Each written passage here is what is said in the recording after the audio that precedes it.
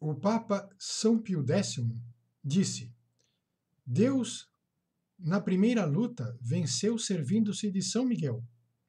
Devemos, portanto, acreditar firmemente que a luta atual terminará triunfante e também, como outrora, com o socorro e ajuda deste arcanjo bendito. Salve Maria, meu nome é Euclides, fundador da Capitania Mor dos Santos Anjos.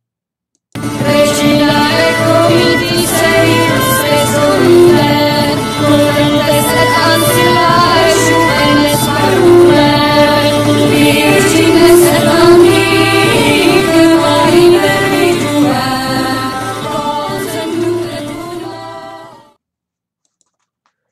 Nós falamos dos santos anjos, falamos da sua hierarquia, falamos da revolta de Lúcifer.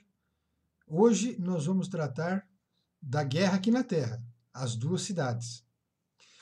Lúcifer se revoltou contra Deus e foi precipitado nesta Terra. Sua revolta continua aqui. Sua guerra contra Deus continua aqui. Lúcifer tem uma estratégia muito especial aqui nesta Terra. Ele quer que todos acreditem que ele não existe, que ele não exista. Por isso ele se esconde. Por dois motivos. Primeiro, porque se escondendo secretamente, ninguém lhe atrapalha os seus planos.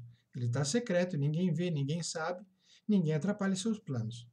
Segundo, se ele aparecer para os homens, ele vai converter os homens, porque os homens vão ver que o demônio existe, e aí os homens vão voltar para trás. Falei, epá, eu não posso pecar mais.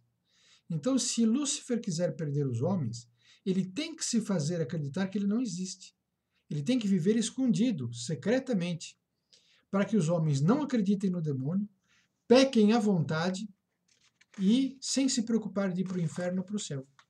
Por isso que ele vive ocultamente agindo nesta terra. Mas ele existe e age. Nós vamos ver a luta que ele trava aqui nesta terra, que é terrível, colossal e brutal. Não se esqueçam que ele veio na terra com grande ira. Já falei isso nas outras reuniões. Bom, agora não adianta nada eu prosseguir essas reuniões se tem gente que ainda não acredita no demônio. Então, as pessoas nem vão ver mais os meus vídeos porque você não acredita. Mas quem são essas pessoas que não acreditam no demônio? São dois tipos de pessoas. O primeiro tipo de pessoa é a pessoa maldosa e comprometida com o demônio, comprometida com o mal. Ela sabe que o demônio existe, mas ela procura trabalhar para ajudar a escondê-lo. Por que ela faz isso? Porque tem algum tipo de ligação com o mal e recebe favores por isso. A essas pessoas não adianta argumentar, nenhum argumento basta. Porque quanto mais se fala, mais elas batem o pé que o demônio não existe, por malícia. As pessoas mesmo sabem que o demônio existe, mas ela é obrigada a agir na sociedade fazendo o papel de apóstolo do diabo, dizendo que ele não existe.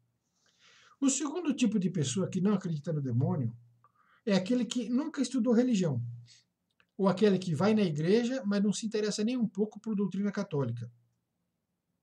Então você pergunta para ele, você acredita em anjo? Ah, acredito.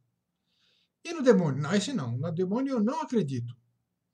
Mas por que você acredita no anjo e não acredita no demônio? Por quê? Ah, porque eu nunca vi o demônio. Mas você também nunca viu Deus. Você nunca viu o anjo. E, no entanto, você acredita em Deus e no anjo, mas no demônio não. Mas ele fala assim, não, mas Deus é bondoso. Jamais ele criaria o diabo. Jamais Deus criaria um ser muito ruim como o demônio. Deus não criaria isso. É verdade. Deus não criou o demônio. Deus não criou o diabo. Deus criou os anjos. Só que alguns se revoltaram e passaram a ser contra Deus. Esses são os diabos. É a mesma coisa de dizer que Deus não criou o bandido. Deus não criou o estuprador. Deus não criou o criminoso. Deus criou o homem. O homem é que decaiu e se transformou num ser imprestável, num ser criminoso. Bom, então, Deus não criou o diabo, Deus criou o anjo. Só que o anjo se revoltou. Então o diabo existe. O homem, para falar a verdade, ele é muito conveniente, o ser humano moderno. Ele só acredita naquilo que lhe convém. Acreditar no diabo lhe traria desconforto e a sensação de que ele pode ir para o inferno a qualquer momento. Então, para que ele vai acreditar nisso? O interessante é viver a vida alegremente, sem preocupação, sem nada que possa tolher a sua liberdade de viver livremente. Então, o que ele faz? Ele, por sua conta e risco, ele cria uma religião própria. Ele esquece da doutrina católica e cria uma igreja católica a seu gosto, sem um Deus que castiga, sem o diabo, sem o inferno. Mas tudo isso porque lhe convém, e ele é que quis assim. Em nenhum lugar ele se baseou para dizer que o inferno não existe. Em nenhum lugar ele se baseou para dizer que o demônio não existe. Então, ele cria um Deus, ele cria um mundo, um universo, e faz disso uma religião. Ele até frequenta a igreja, mas nessas condições, acreditando apenas no que ele quer acreditar. Ora, digo o seguinte, com muita seriedade: negar a existência do diabo é negar o que os papas têm ensinado ao longo de todos os anos. Todos os papas têm falado do demônio. É negar o que consta na Bíblia. Porque desde o Gênesis até o Apocalipse se fala no demônio, se fala no inferno. O próprio demônio que tentou Eva no paraíso, está no Gênesis. E no Apocalipse fala de uma guerra entre anjos e demônios. Então, a Bíblia nos ensina. E vou mais além ainda.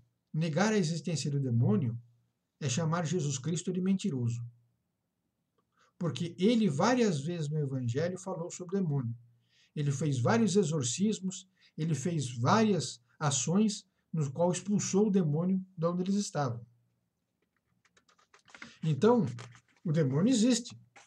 O homem que é conveniente e não quer acreditar. Um aviso para essas pessoas: cuidado, porque quando você encontrá-lo, o susto vai ser grande. É melhor acreditar na verdade. Se alguém chega para você e fala que o demônio não existe, mas nunca estudou religião, nunca estudou doutrina católica, em quem você vai acreditar? Neste que te falou ou na Bíblia, que é a palavra de Deus? No Evangelho de São Lucas, capítulo 10, versículo 18, Jesus Cristo diz: eu vi Satanás cair do céu como um raio, o próprio Jesus Cristo. Então o demônio existe. Bom, no Apocalipse, capítulo 12, versículo 12, o demônio desceu a vós com grande ira, sabendo que lhe resta pouco tempo. Então essas pessoas, sem querer, estão ajudando o demônio a se esconder. Aqui na Terra, o demônio vive escondido, secretamente, e guerreia contra Deus, seduzindo os homens. Lembra que nas outras reuniões eu falei sobre que ele tem um grande poder de sedução? Ele é um anjo, é um querubim. Ele conhece muito bem os homens, conhece suas fraquezas, seus desejos e os seduz. Mas como que ele os seduz? Reunindo-os, tá certo? Prometendo-lhe dinheiro, prestígio, fama. E as pessoas caem nessa. Mas tudo para quê? E ele pede alguma coisa em troca. O demônio pede para ajudá-lo a se manter secreto e ajudá-lo no seu papel revolucionário aqui na Terra. Há uma guerra invisível aqui na Terra entre anjos e demônios. Isso é um fato inegável. E nós fazemos parte desta guerra. Nós fazemos parte porque Deus lançou um decreto oficializando esta guerra. Nós fazemos parte desta guerra porque Deus decretou isso, por lei. É verdade. No livro do Gênesis, o primeiro livro da Bíblia, se relata como é que o demônio, disfarçado de serpente, tentou Eva a desobedecer Deus. Por sua vez, Eva fez com que Adão acompanhasse ela na sua desobediência, e os dois pecaram. Bom, para testar a obediência dos homens, Deus havia proibido que se comesse de um certo fruto de uma certa árvore, apenas por obediência. E ele disse para Adão: Adão, não comas do fruto da árvore da ciência do bem e do mal, porque em qualquer dia que comerdes dele, morrerás indubitavelmente. Isso está escrito no livro de Gênesis, capítulo 2, versículo 17. Adão e Eva passaram muitas vezes por aquela árvore, cheia de frutos. E os frutos eram bonitos, mas não consta que eles ficavam com vontade de comer o fruto, nem que eram atraídos pela sua beleza. Deus mandou não comer e eles olhavam e não queriam comer. Bom, a serpente, que era o demônio disfarçado, ela percebeu que Eva é mais fraca do que Adão. Então, o que ela fez? Ela tentou Eva a comer do fruto da árvore, porque ela era mais fraca. Sob que alegação? Ele disse o seguinte: se comerdes deste fruto, se abrirão vossos olhos, e sereis como deuses, conhecendo o bem e o mal. Olha que coisa interessante. Se comerdes, se abrirão vossos olhos, e sereis como deuses, conhecendo o bem e o mal. Ora, não é muito curioso? Lúcifer é que quis ser Deus. Olha, daí dá para matar a charada. Ele quis ser como Deus. E para tentar Eva, ele ofereceu a mesma proposta de revolta que foi no céu. Sereis como Deus. Coma da árvore, que você será como Deus. Então, não foi por fome, não foi por bonito que era o fruto que Eva comeu, mas ela pecou por causa do conhecimento. Sereis como Deus, conhecereis o bem e o mal. Então, esse foi o pecado de Lúcifer no céu, e esse foi o pecado de Eva aqui na terra. Vejam bem como o demônio conhece bem o ser humano. Ele sabe mexer com as tendências humanas. Adão e Eva se apresentaram diante de Deus e confessaram o seu pecado de desobediência, narrando o que tinha ocorrido. Qual foi a consequência disso? Deus castigou Adão e Eva, expulsou-os do paraíso. Mais ou menos como de uma forma mais caridosa, né? Como ele tinha expulsado Lúcifer do inferno. Lúcifer recusou Deus. Não. E Adão e Eva foram expulsos do paraíso por desobediência. E ele castigou a serpente também. Agora vem o decreto de Deus, aonde ele oficializa a guerra entre anjos e os demônios. Olha o decreto de Deus, está escrito no livro de Gênesis, capítulo 3, versículo 15.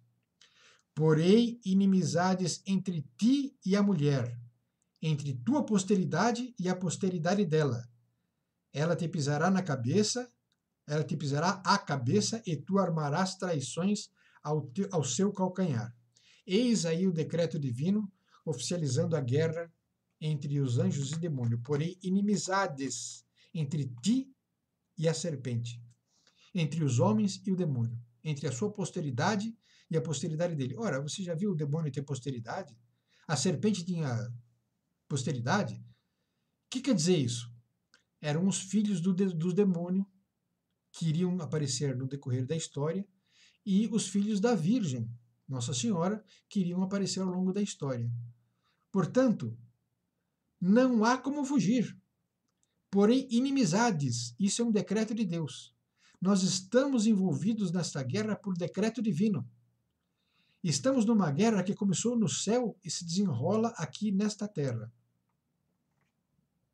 Quem são esses dois grupos? A posteridade de Adão e a posteridade de Eva. Quem são? Muito fácil. O demônio, ele seduz os homens, ele conhece bem o homem e sabe das suas necessidades, das suas fraquezas. Então ele reúne pessoas oferecendo dinheiro, prestígio, fama, mas aonde? Aonde que é isso? E as pessoas que se aproximam de Lúcifer, ele é tão carismático, entre aspas, se é que se pode dizer assim, ele é tão inteligente, ele tem tanta sabedoria, que as pessoas acabam se convencendo que ele é Deus. Tanto é que em alguns grupos aí, que eu nem vou falar o nome, as pessoas pensam que Lúcifer é Deus. Mas eles prometem uma coisa: guardar para sempre o segredo inviolável de sua sedução. Não falam para ninguém, ficam secretamente. Eles não dizem a origem de seu prestígio e nem dizem a origem de seu dinheiro. Nada como ter amparo nas palavras do Papa. Os papas nos ensinaram a verdade. Então vamos justificar essas duas cidades, a do bem e a do mal, que é o título desta reunião, dizendo as palavras do Papa Leão XIII na encíclica Humanum Genus. Vou ler. O gênero humano se dividiu em dois grupos distintos. Um deles combate sem cansaço em favor do bem, e o outro combate pelo triunfo do mal e do erro. Santo Agostinho, no livro A Cidade de Deus, ele descreveu esses dois reinos, semelhantes a duas cidades, com leis opostas e com fim opostos. Um em direção ao reino de Deus e outro em direção ao reino de Satanás. Palavras do Papa Leão XIII. Está explicado aí as duas cidades. O decreto divino que pôs inimizade entre a posteridade da Virgem e a posteridade da serpente está confirmado na existência dessas duas cidades, com leis próprias, com um mundo próprio. Um quer transformar um mundo de bem e outro quer transformar o mundo num caos, com leis para isso. Eis aí as duas cidades. Que São Miguel Arcanjo nos proteja a todos nós e nos convoque e faça com que sejamos sempre do exército de São Miguel Arcanjo. Em nome do Pai, e do Filho, e do Espírito Santo. Amém. Salve Maria.